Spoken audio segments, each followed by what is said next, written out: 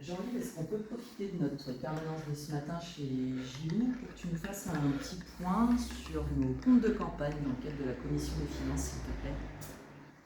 Oui, pas de problème. Écoute, le principe d'un compte de campagne, on est dans une commune de moins de 9000 habitants. Donc nous ne sommes pas tenus par la réglementation d'avoir un mandataire financier, mais notre principe naturel de transparence a fait que nous avons souhaité avoir une gestion assez rigoureuse de notre compte de campagne. Par exemple, il faut savoir qu'en moyenne, un budget de compte de campagne, c'est entre 1 et 2 euros par habitant. Nous avons mobilisé des dons de personnes physiques, pas morales, parce que c'est interdit par la réglementation, qui s'élève aujourd'hui à peu près 5 000 euros.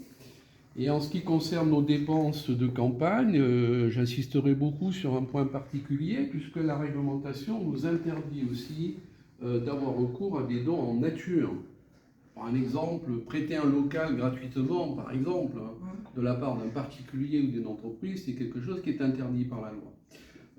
Toutes les utilisations de salles que nous avons eues dans nos manifestations, lors des réunions de nos commissions, lors de toutes les manifestations que l'on a réalisées, ont toujours été facturées, et sont bien entendu en toute transparence, disponibles dans notre comptabilité qui est tenue de manière assez précise. Et est-ce que tu peux nous dire où on en est un petit peu aujourd'hui?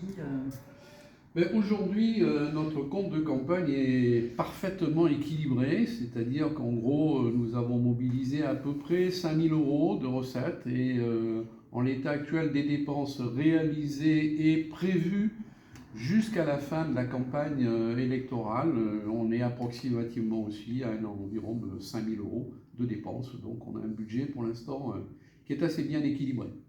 Parfait, je te remercie Jean-Yves.